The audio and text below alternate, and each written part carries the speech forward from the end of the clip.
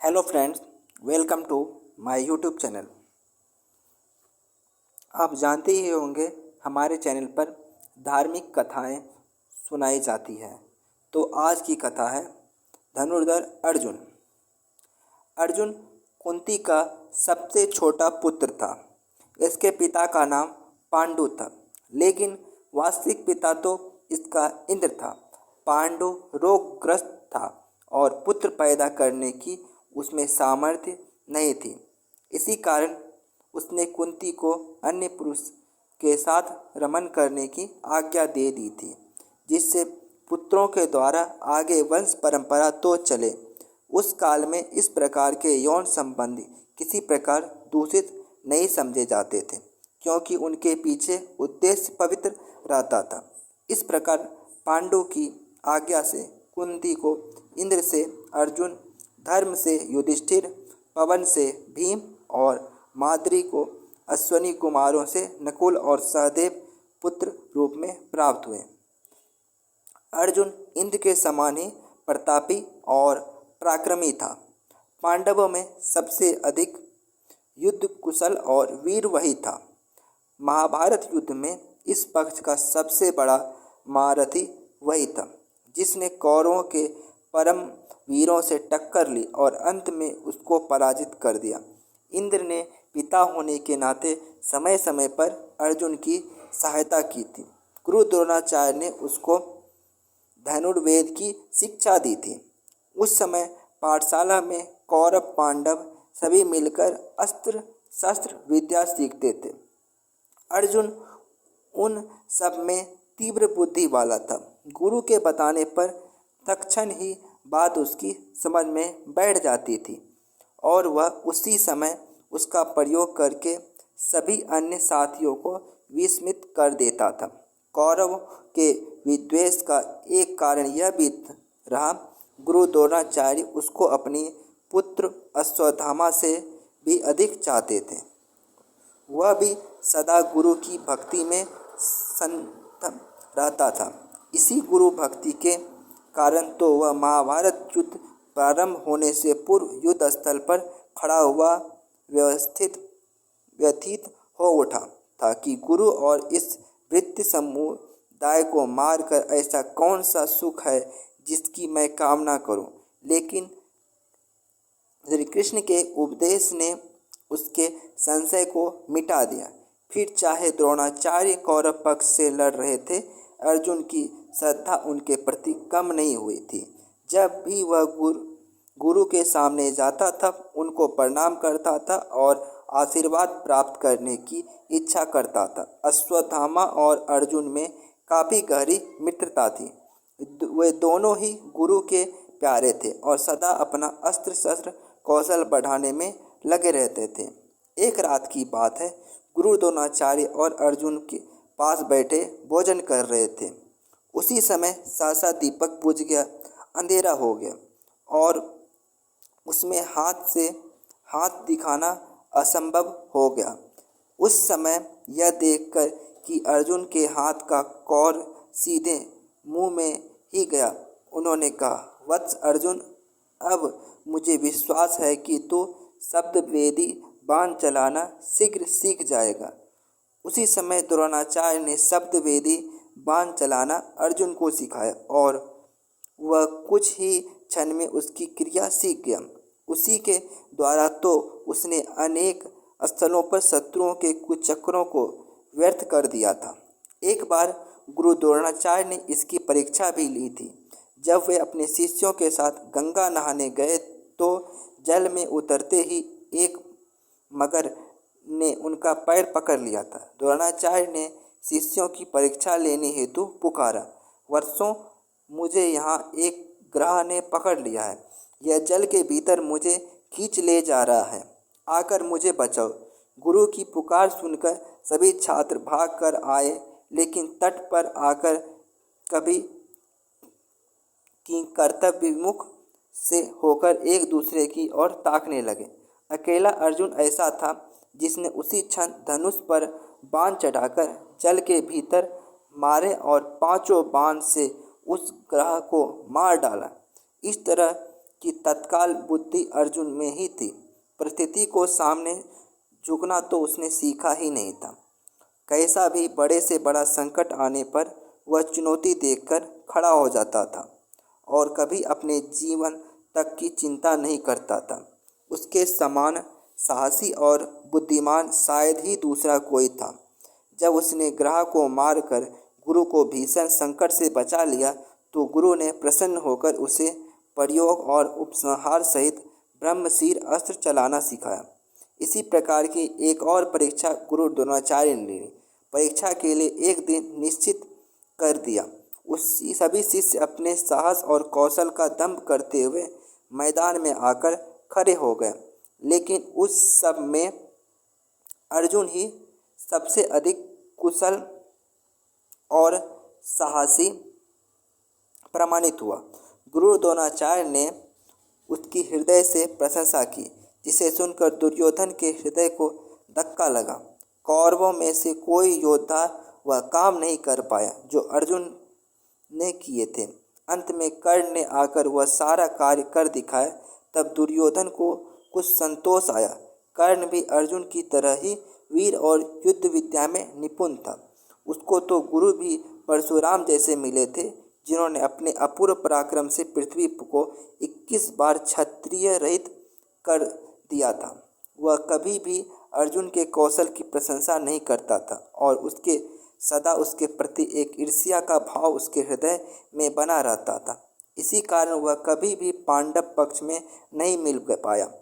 उसकी विशेष शत्रुता तो अर्जुन से थी, क्योंकि उसे ही वह अपना प्रतिद्वंदी समझता था।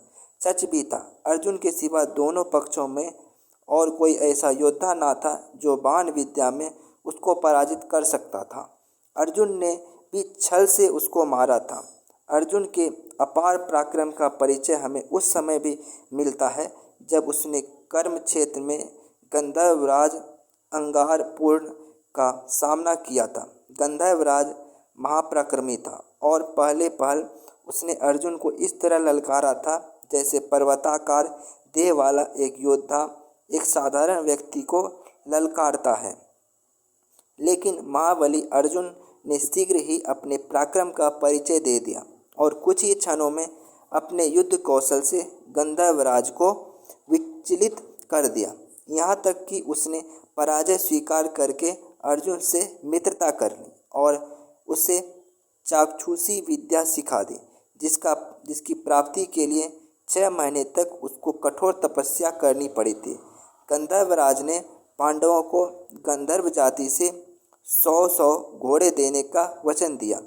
उसी की श्रेष्ठ सम्मति मानकर पांडवों ने महर्षि धौम्य को अपना पुरोहित बनाया था। धनुर्विद्या में अर्जुन ने जो अद्वितीय कौशल प्राप्त कर लिया था, परिचय हमें द्रौपदी स्वयंवर के समय भी मिलता है। राजा द्रुपद की पुत्री द्रौपदी का स्वयंवर होने वाला था। देश विदेश से महापराक्रमी क्षत्रिय राजकुमार का वरण करने की इच्छा से आए हुए थे। उस समय पांडव वनवास का समय काट रहे थे। उन्हें भी जब स्वयंवर का पता चला तो कौतूहलवश वे भी द्रुपद की नगरी में आ पहुँचे। शर्त यह थी कि जो कोई योद्धा स्तंभ के ऊपर घूमती हुई मछली की आँख को नीचे तेल में उस मछली की परछाई को देखकर भेद देगा, उसे ही द्रौपदी अपने पति के रूप में स्वीकार कर लेगी। स्वयंवर मंडप में उपस्थित सभी योद्धाओं ने अपना अपना कौशल दिखाया, लेकिन कोई भी उस मछली को नहीं भेद पाया। कौरव भी वहाँ उपस्थित थे। वे भी प्रयत्न करने के पश्चात लज्जित होकर अपने अपने स्थान पर आ बैठे। जब सभा में चारों ओर निराशा व्याप्त हो गई तो कर्ण ने उठकर अपना बाण उस मछली की आँख के लिए साधा और वह तीर निश्चित ही उसको भेद देता, लेकिन सूत पुत्र होने के नाते उसको क्षत्रिय कन्या के साथ विवाह करने का अधिकार नहीं दिया गया। सभा में चारों ओर उसके विरुद्ध स्वर उठने लगे।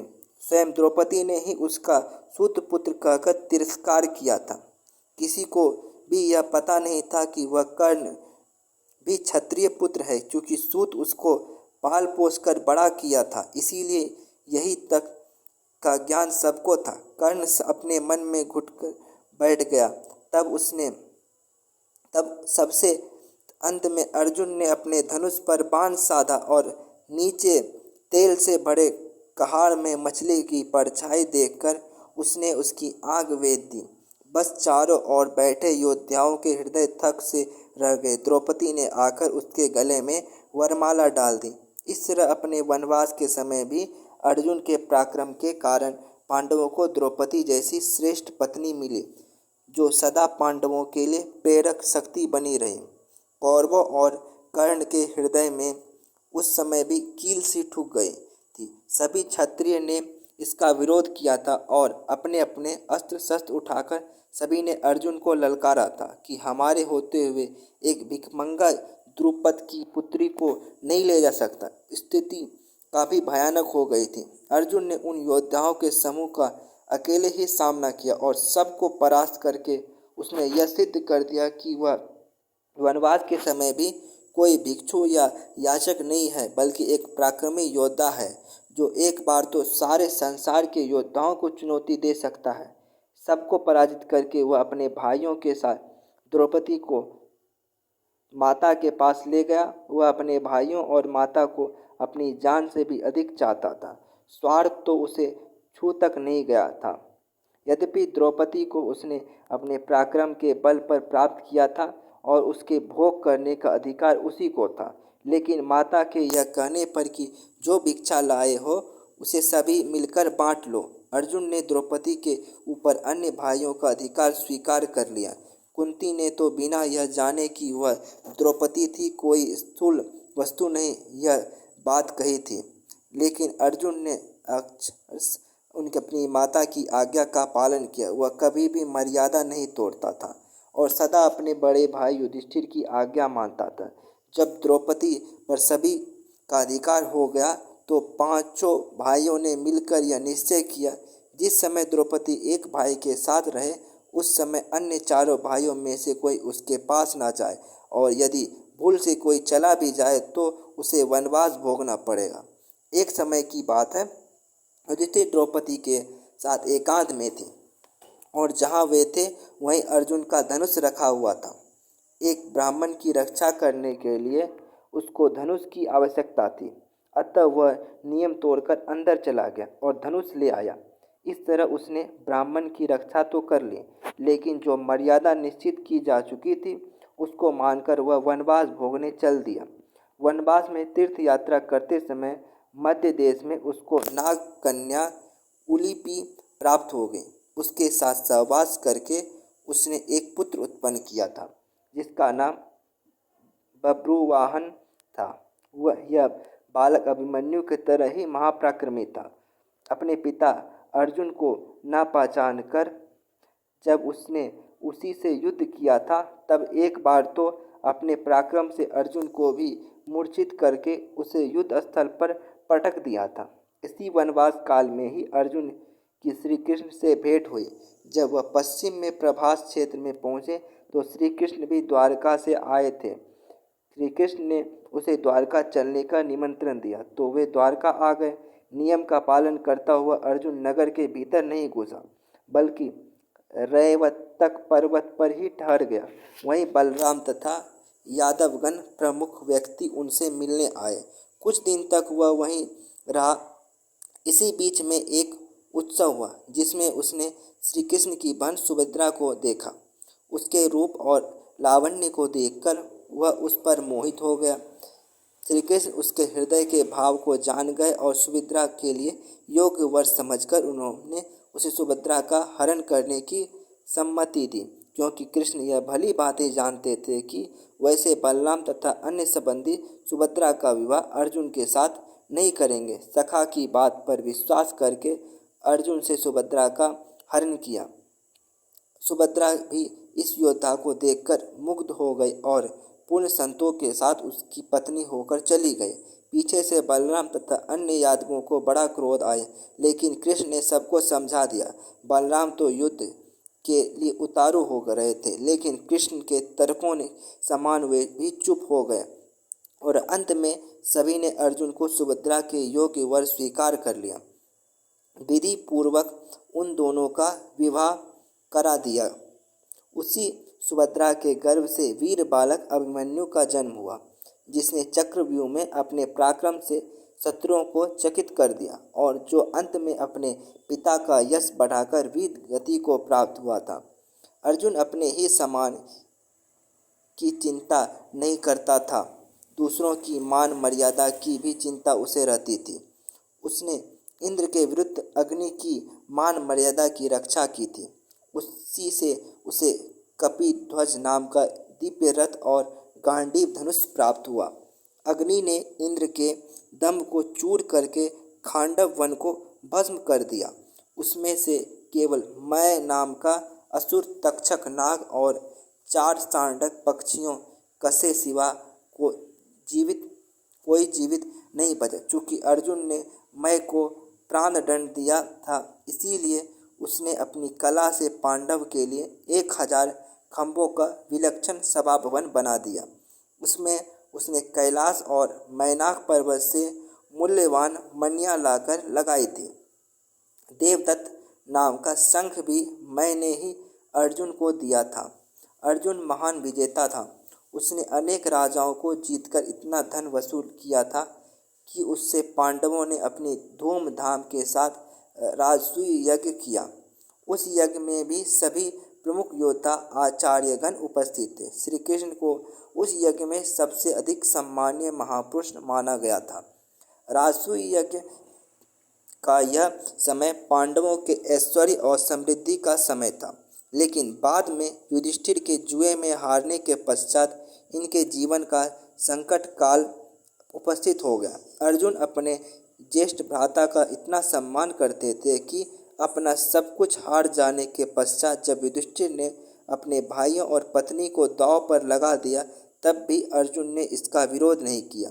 यहाँ तक कि दुशासन ने जब बड़ी सभा में द्रौपदी को करने का साहस किया, उस समय भीमसेन भी विचलित हो उठा था, लेकिन अर्जुन अपने अग्रज की ओर देखकर चुपचाप बैठा था। वह धीर और बुद्धि था, कभी उतावला होकर कोई कार्य नहीं करता था। उस समय युधिष्ठिर के वचन का सम्मान करके वह चुप रहा था, लेकिन मौका आने पर एक एक महारथी से द्रौपदी का अपमान का बदला लिया। वह दूरदर्शी भी था। आगे क्या करना है उसके लिए पहले से ही योजना बनाना वह प्रारंभ कर देता था। वनवास के समय उसे यह आशंका हो गई थी कि कौरवों का दृश्य मैला है। वे वनवास के पश्चात भी राज्य का थोड़ा सा भी हिस्सा नहीं देंगे। युद्ध के द्वारा ही उनसे अपना अधिकार प्राप्त किया जा सकता है। यह दृढ़ संकल्प लेकर उसने अपनी सामर्थ्य बढ़ाने के लिए प्रयत्न किया। धर्मराज से उसने वह जगत प्रकाशक विद्या सीखी जो उन्होंने व्यास से प्राप्त की थी।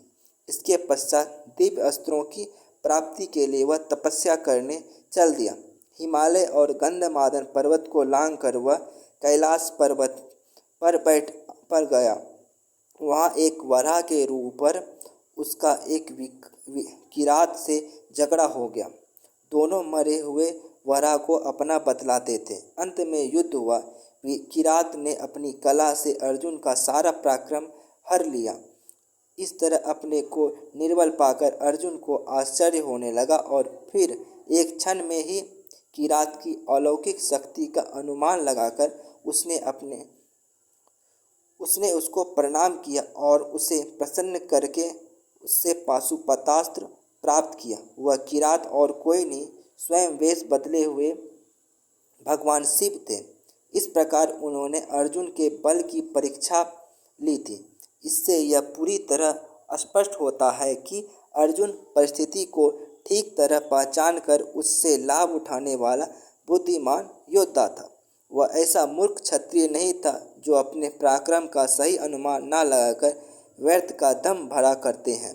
पाशुपतास्त्र प्राप्त करके वह आगे बढ़ा तो उसे इंद्र का सारथी मातली रथ लिए हुए मिला। गंगा में स्नान करके वह रथ पर बैठ गया और अमरावती पहुंच गया, वहां इंद्र ने उसका बड़ा स्वागत किया और अपने साथ ही आसन पर बिठा लिया।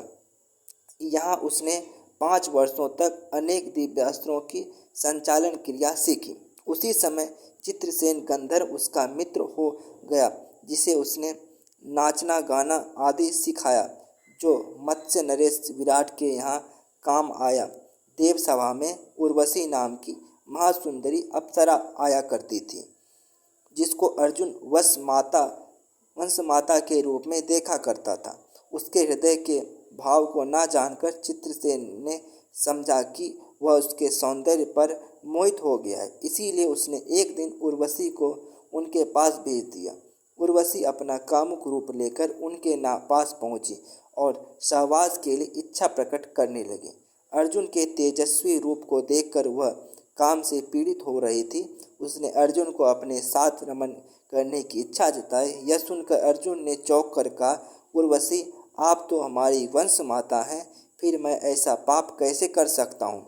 आपकी यह धारणा मेरे विषय में गलत है कि मैं आपके प्रति कामासक्त हूँ। मैं तो आपको पूज्य मानकर आपका सम्मान करता हूँ। अर्जुन की इस बात को सुनकर उर्वशी की काम पीड़ा उतनी ही बनी रही और उसने कहा, छोड़ो इस धारणा को वीरवर, आओ मेरी काम पीड़ा को शांत करो। जब उर्वशी ने कई बार कहने पर भी अर्जुन तैयार नहीं हुआ, तो उसने क्रुद्ध होकर उसे नपुंसक हो जाने का शाप दिया। उसके लिए निश्चित अवधि थी। आगे चलकर यह शाप ही अर्जुन का सहायक बना और अज्ञातवास के समय इसी के कारण विराट के यहाँ उनका रहना संभव हुआ। प्रियंडल्ला बनकर वह उत्तरा को नाच गाना सिखाता रहा और इस तरह अपना वह सारा समय काटता रहा। इंद्र से अनेक दिव्यास्त्र प्राप्त करके अर्जुन बद्री वन में नर नारायण के आश्रम में पहुंचा।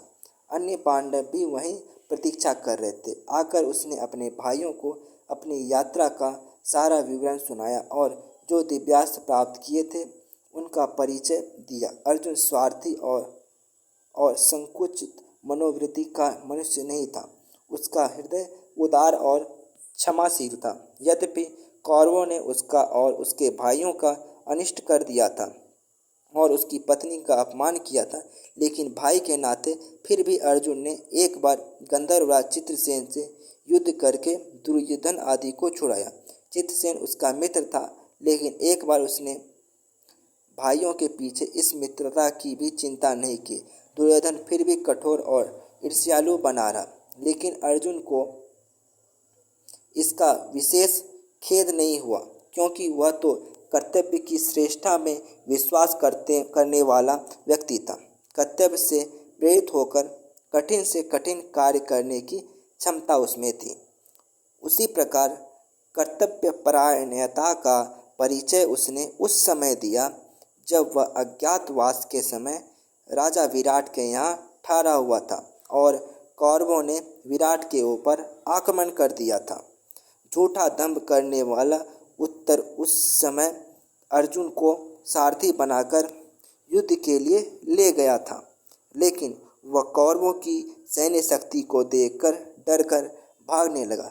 तब अर्जुन ने उसे रोककर कौरवों का स्वयं सामना किया, उन्हें परास्त किया। राजा विराट के प्रति अपने कर्तव्य का वह इसी तरह पालन कर सकता था, इसीलिए अपने भाइयों का भी उसने सामना किया।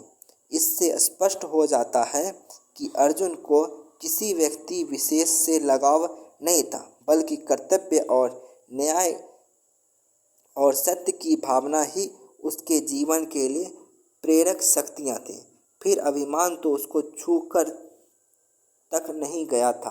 बड़े से बड़ा कार्य करके वह अपने पराक्रम की डिंग नहीं मारता था। दूसरे को प्रशंसा करते हुए सुनकर भी वह कुछ नहीं बोलता था। अर्जुन नम्र और विनयशील भी था। वह श्री कृष्ण के पूछे बिना कोई कार्य नहीं करता था और उन्हें अपना सच्चा सखा मानता था। श्री कृष्ण की उसकी विजय के आधार थे। यदि उसे ऐसा सारथी नहीं मिलता तो शायद वह कौरवों की उस विशाल सेना को नहीं जीत पाता, जिसमें भीष्म, द्रोण, कर्ण जैसे महारथी युद्ध कर रहे थे। कृष्ण की नीति निपुणता से ही उसने भीष्म पितामह को धराशायी किया। उन्हीं की चाल से गुरु द्रोणाचार्य को उसने पराजित किया और उन्हीं की सूझ के बल पर कर्ण जैसे योद्धा को मार गिराया।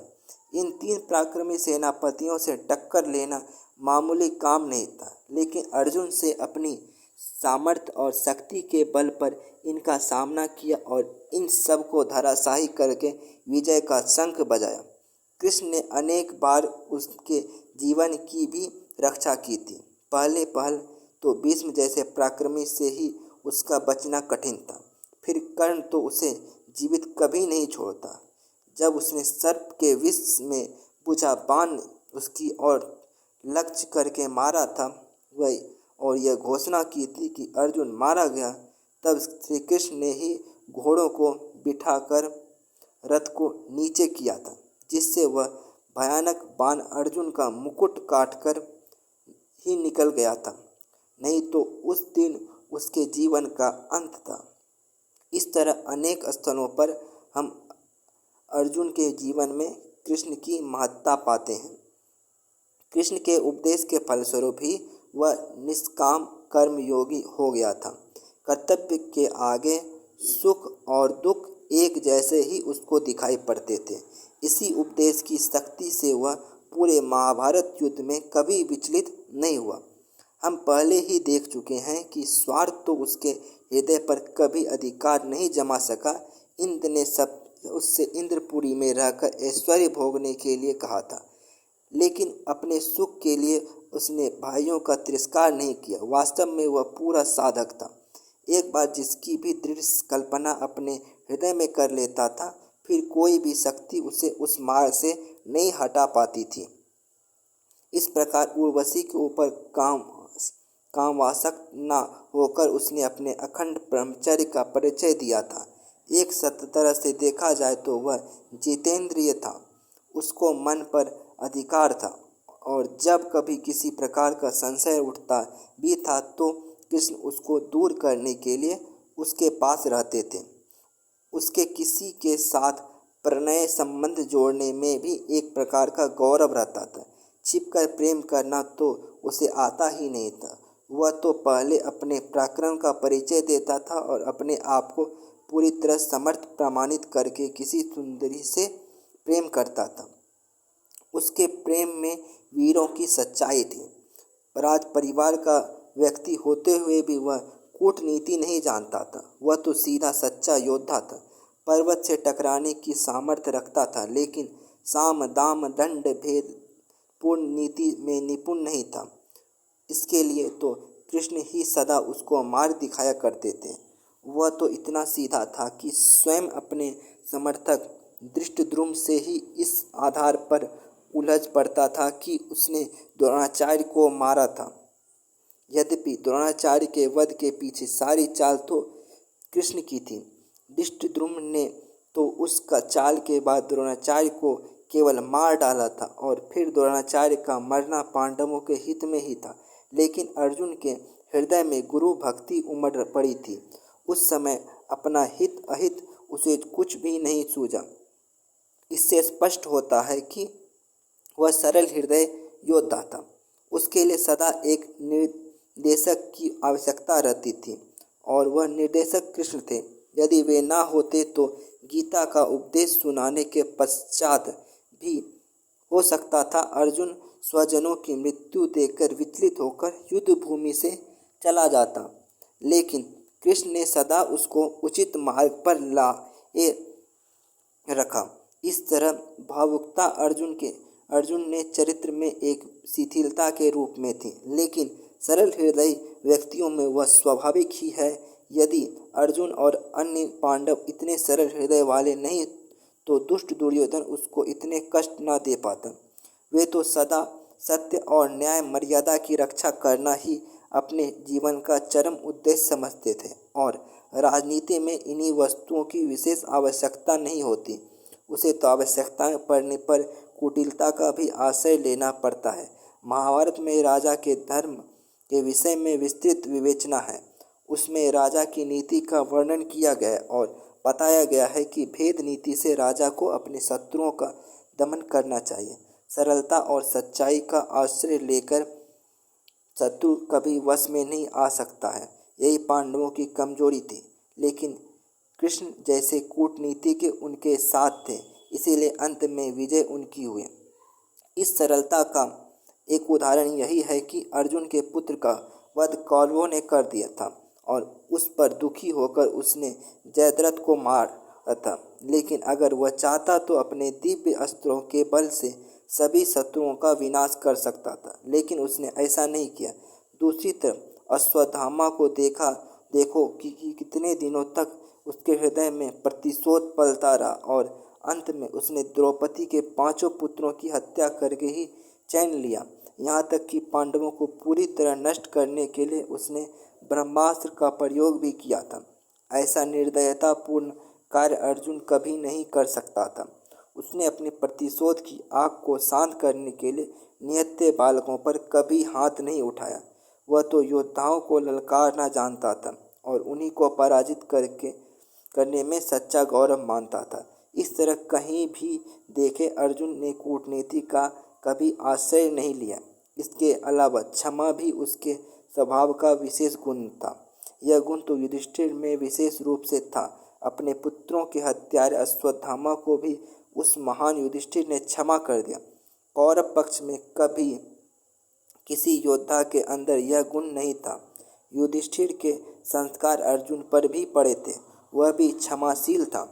इसके साथ ही वह विवेकपूर्ण भी था। अपनी भूल पर पश्चाताप करने का साहस उसमें था। एक बार युधिष्ठिर के लिए अर्जुन के मुंह से कुछ कटु वचन निकल गए थे, लेकिन फिर संयत अवस्था में आने पर उसने अपनी भूल पर पश्चाताप किया और अग्रज से क्षमा मांगे। अग्रज की आज्ञा पालन करना ही उसके जीवन का सुख था और संतोष तो कभी उसने अनुभव ही नहीं किया और न कभी यह कामना की कि मुझे अपने भाइयों से अधिक मान प्रतिष्ठा मिले। दुर्भिमान उसे छू तक नहीं गया था। देखा गया जाए तो उसी के बल पर पांडवों ने हर जगह विजय प्राप्त की थी, लेकिन कभी भी उस वीर ने यह आकांक्षा नहीं की कि कोई अलग राज्य स्थापित कर ले या कभी अपने पराक्रम की डींग मारने लगे। उसके चरित्र में एक महापुरुष की सी गरिमा थी, जो जीवन के लघु स्वार्थों से उठकर विराट सत्यों का साक्षात्कार कर लेता है। वैसे अर्जुन वेदांग पढ़ा हुआ था। कभी कभी लोग कर्ण का अन्यायपूर्ण वध करने के बारे में अर्जुन को दोषी ठहराते हैं, लेकिन स्पष्ट बात यह है कि यह सारा इशारा तो श्री कृष्ण का था।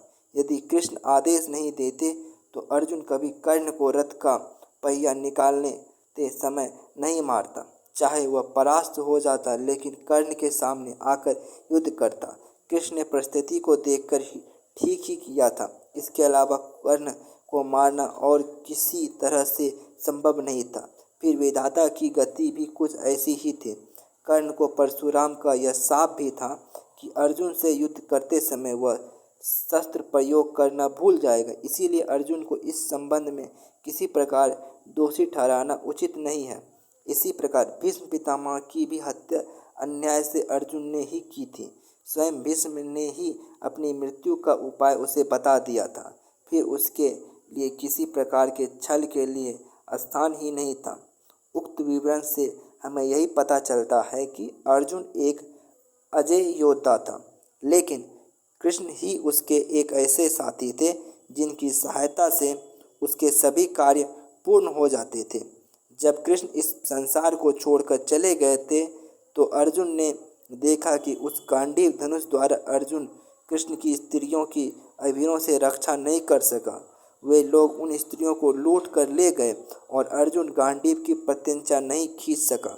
वह वृद्ध और दुर्बल हो गया था। उस समय उसका यह अहंकार भी टूट गया था कि वह एक अदम्य और अजेय योद्धा है। वह उसी निर्जन वन में अपने साथी और गुरु कृष्ण की याद में विलाप करने लगा था। महाभारत युद्ध के 36 वर्ष पश्चात सभी पांडव हिमालय की ओर चले गए और वहीं गलकर इस संसार से सदा के लिए उठ गए। इस तरह महाभारत के इस परम योद्धा की जीवन यात्रा यहीं पर समाप्त होती है।